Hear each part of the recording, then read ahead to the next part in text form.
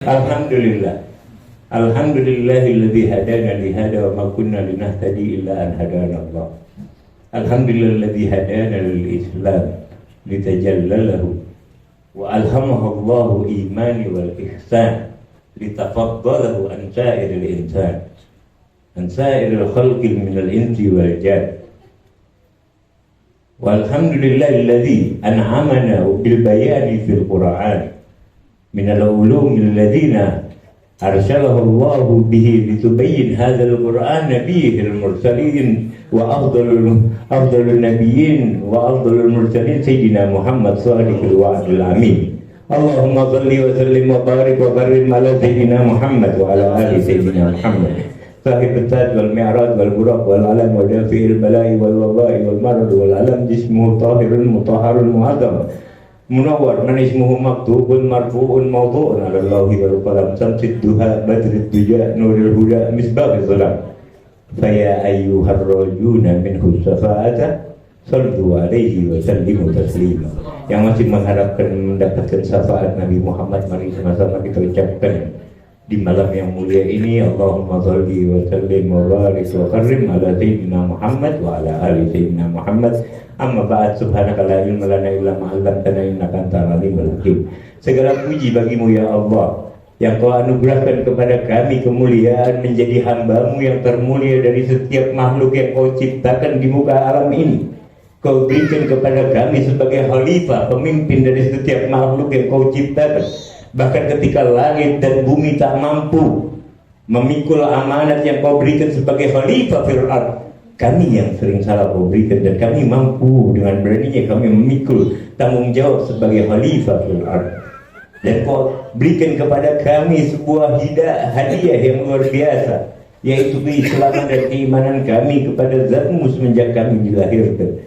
Kami bersyukur akan hal tersebut ya Rabb. Dan kami bersyukur kau berikan kami sebagai pedoman kami di dalam menjalani keseharian kami Al-Quran yang menjelaskan segala macam persoalan-persoalan daripada kehidupan kami, sebagai penuntun kami agar kami tidak tersesat.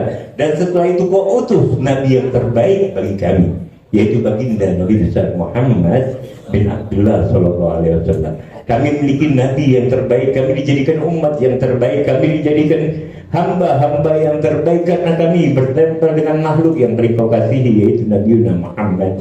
Tiadalah pantas mulut yang hina ini memuji dan memuliakan-Mu ya Rabb, kecuali pujian-Mu atas dirimu sendiri, seperti yang didoakan tadi oleh Amihadi, Allahumma la usni sana'an kama asnaita ala nafsik.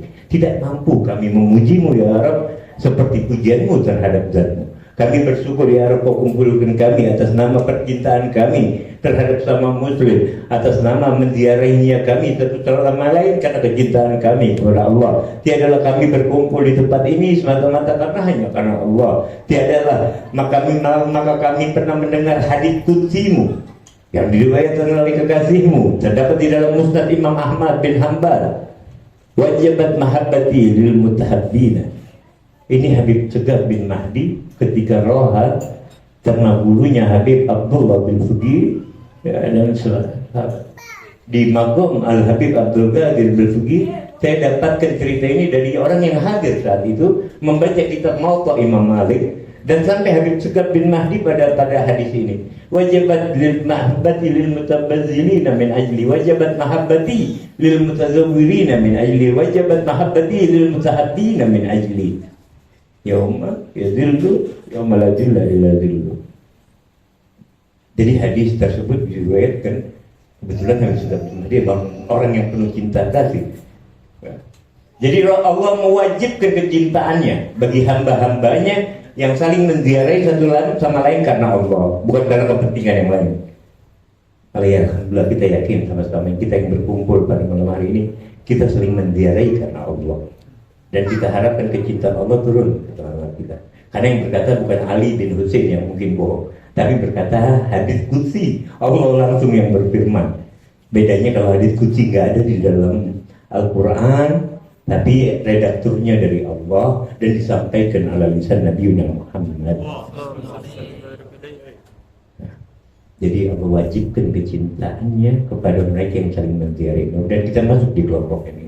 Yang kedua, orang yang saling membantu karena Allah. Yang ketiga, orang yang saling mencintai karena Allah.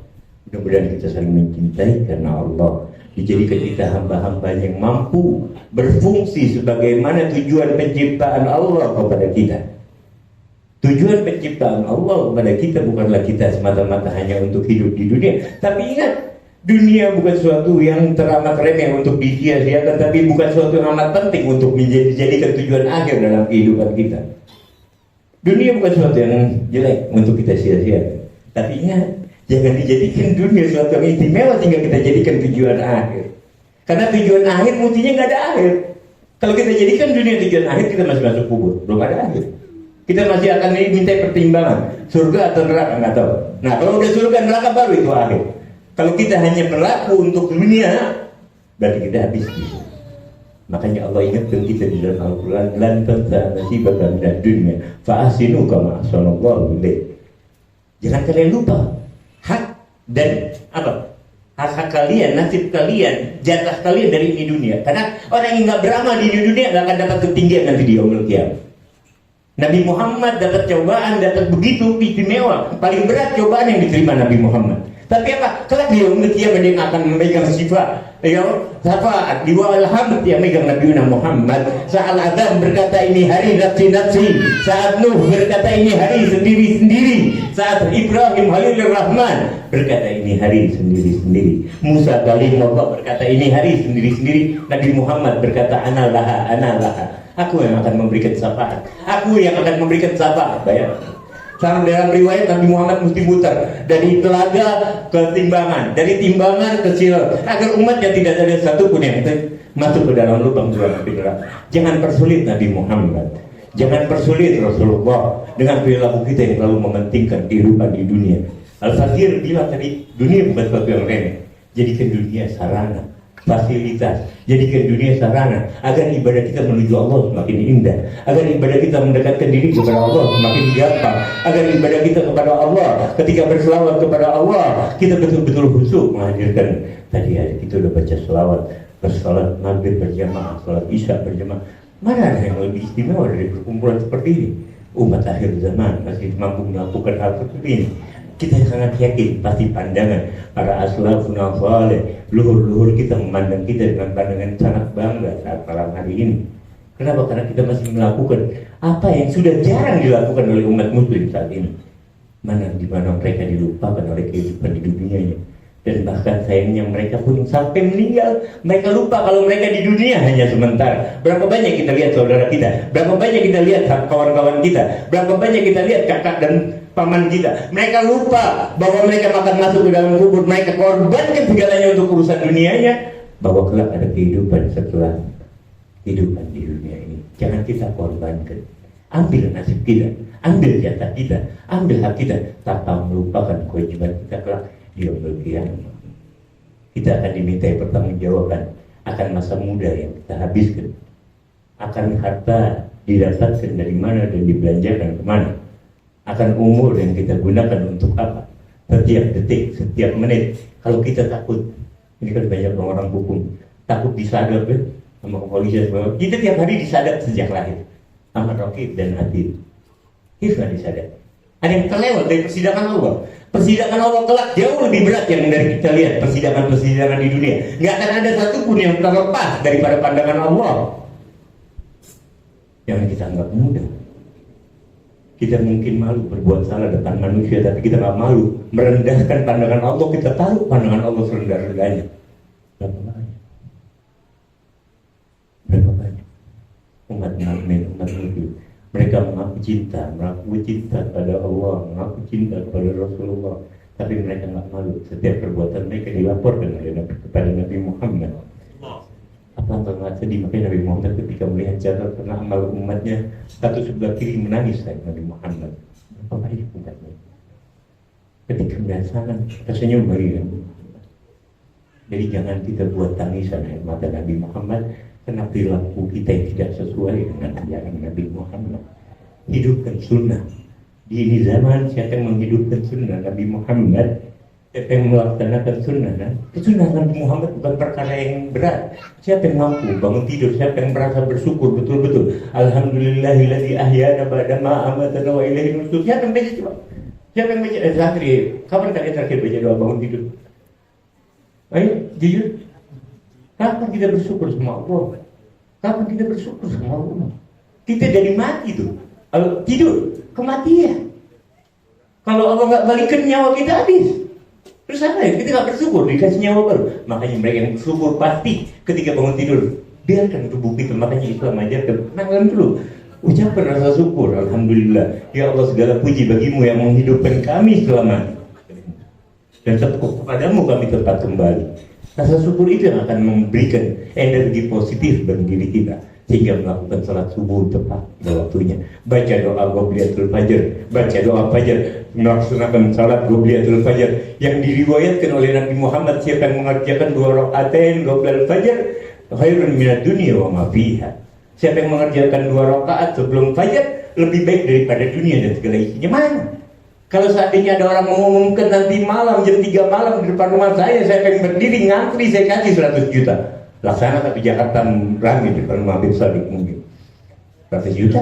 Tapi ini lebih baik dari dunia dan segala isinya. Kita dapat cek hadis Nabi Muhammad. Kita mau anggap enteng hadis Nabi Muhammad. Mereka korbankan dirinya, Nabi Muhammad korbankan dirinya, dilempari kotoran sampai berdarah jabingnya. Jangan buat mudah ajaran Nabi Muhammad. Kita nggak ikut berjuang seperti perjuangan Nabi Muhammad. Kita nggak perlu dilempari kotoran. Gitu, Masya Allah. Diundang menyampaikan bisa, Masya Allah. Dengan makanan yang nikmat, dengan bawa kendaraan yang nyaman. Alhamdulillah. Syukuri ini fasilitas yang kita dapatkan. Jangan sampai kita kufur pada nikmat Allah. Maskuruni, maskurukum, maskuruni, wala takfurun. Al-Baqarah 152 ya? 152, 153. Ya. Ingat loh, maka aku ingat kalian. Bersyukurlah, jangan jadi orang yang kafir terhadap nikmat Allah, kafir terhadap apa yang diberikan Allah kepada kita. Karena kita cenderung mengikuti keinginan ketimbang kebutuhan kita. Karena kalau dunia nggak ada habisnya. Momen al gina bilmal berapa banyak tadi kita lihat orang yang di luar sana dari pagi sampai malam kerja, lantas meninggalkan kewajibannya untuk melaksanakan sholat. Lupa untuk sholat, lupa untuk berzikir, lupa untuk mengingat Allah. Kehidupan dunianya membuat dia pusing. Tapi dia nggak pusing untuk kehidupan nanti di akhirat, dikubur di bawah apa? Mana penting ini dunia? Yang saya udah umur 45 hampir, sebentar lagi 45 tahun. Merasa udah gak ada apa-apa, udah nyiapin apa yang Allah. Apa kenikmatan dunia? Kita coba semua. Apa nggak ada, cuma sebatas. Tunjukkan saya, beritahu saya kenikmatan dunia yang kekal selamanya. Paling nggak bertahan 1 hari apa? Nggak ada. Makanan sebatas sampai tenggorokan selesai. Terus kita mau tukarkan dengan yang abadi. Naudzubillah, yang pelajar jadikan waktu kalian dengan sebaik mungkin. Enggak hanya ngomong, mudah-mudahan yang sedikit ini di malam yang mulia ini kita dijadikan Allah, hamba-hamba Allah yang senantiasa membuat gembira Allah karena kita bertingkah sebagaimana mestinya. Karena lanjutan hadis tadi riwayat Imam Ahmad bin Hanbal, siapa man zakarani fi nafsi zakatuhu fi nafsi wa man zakatuhu fi ma'firah zakatuhu ala khairin minhu wa man atani yamshi ataituhu harwala. Siapa orang yang menyebutku dalam keadaan sendiri, aku pun akan mengingatnya, kata Allah. Allah yang akan mengingat kita, Allah akan manggil kita. Kita tadi baca selawat sama Nabi Muhammad dengar selawat kita. Cuma kenapa telinga kita nggak bisa dengar jawaban selawat Nabi Muhammad? Karena kita sering dengerin fitnah di kuping kita. Makanya tutup kuping ini akhir zaman. Nggak usah banyak dengar cerita. Makanya Nabi Muhammad kenapa dikasih ummi?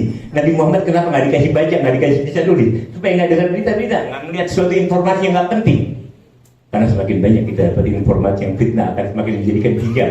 Dalam riwayat tirai yang menutupi kita dengan Allah 70.000 tirai.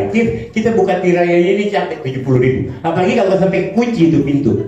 70.000 pintu, gitu gimana buka? Terus kuncinya kita nggak tahu apa, karena nggak belajar, karena kita nggak pernah belajar apa. Kita sibuk dengan dunia kita sibuk dengan keasikan kita dalam kehidupan dunia, jika kita lupa tahu gimana cara buka pintunya.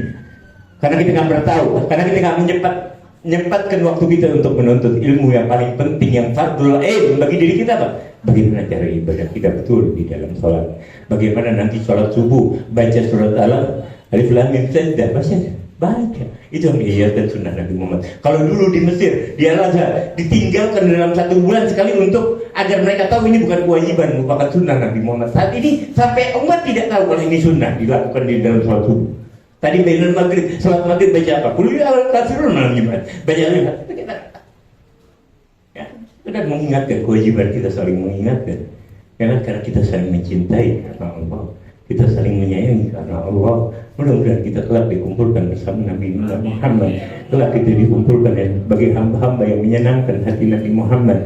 Dikumpulkan sebagai hamba-hamba bukan yang ego terhadap dirinya, bukan kehidupan dunia yang dapat memalingkan kami. Ya Allah, ya Allah, jadikan kami sadar bahwa kami kehidupan ini hanyalah sebagai bekal bagi perjalanan kami yang abadi kelak di kiamat. Agar Kau jadikan kehidupan kami, sisa umur kami sebagai perbekalan kami nanti di alam kubur kami. Ya Rabb, sebagai perbekalan kami ketika kami menghadapmu, di mana di dalam riwayat matahari ada satu jengkal di atas kepala kami. Semua manusia dalam keadaan telanjang, semua manusia akan ditapakkan nama perbuatannya. Mereka yang parah di neraka akan diberikan kitab dari tangan kirinya. Kami berharap kepada-Mu ya Rabb, berikan kitab dari tangan kanan kami, tanda kami selamat.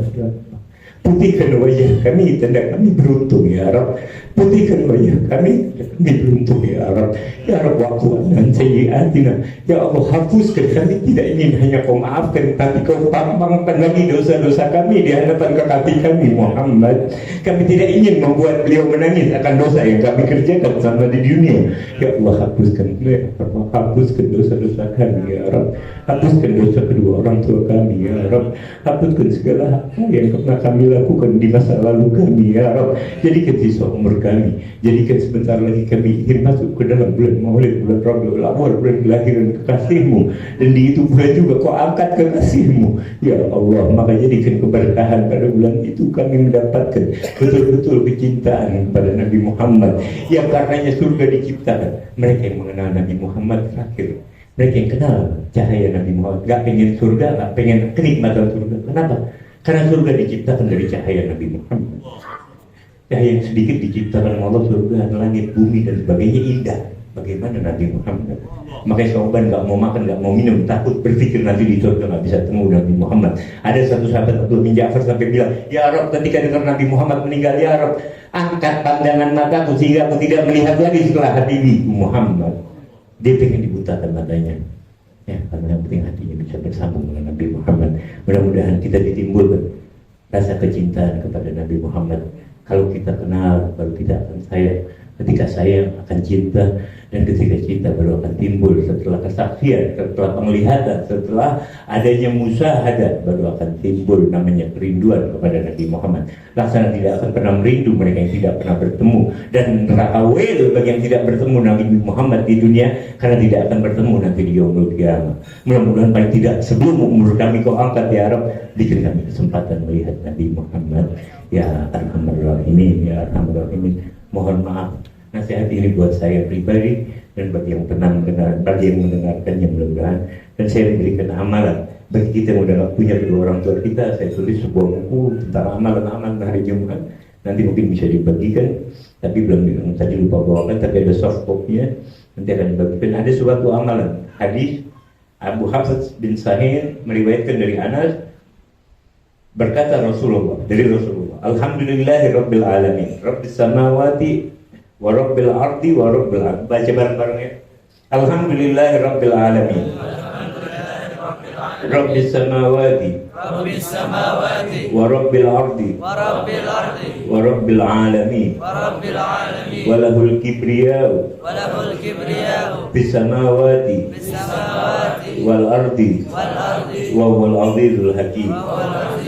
Azizul Hakim. Lillahi alhamdu Rabbis samawati wa Rabbul ardi wa Rabbul alamin. Walahul uzma fis samawati wal ardi wa huwal azizul hakim.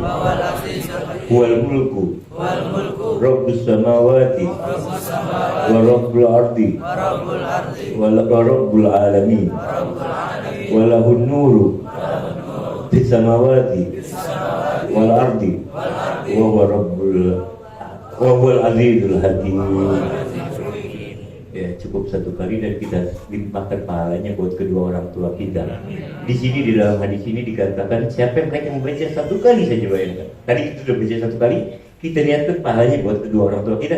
Kalau seandainya ada hak-hak orang tua kita yang masih kita ada dalam diri kita, sedangkan orang tua kita udah meninggal, maka Allah catat kata Nabi Muhammad seakan-akan hak orang tua udah beres sama kita. Dicatat kita jadi anak yang bakti. Enteng ya? Itu pentingnya belajar. Itu pentingnya belajar. Hadis ada kitabnya, sumbernya ada. Jelas. Cuman karena kita mudah-mudahan pertemuan yang berkah ini berkah itu semua. Hanya ini yang Dr. Al-Fakir sampaikan. Kurang lebihnya Al-Fakir mohon maaf. Wassalamualaikum warahmatullahi wabarakatuh.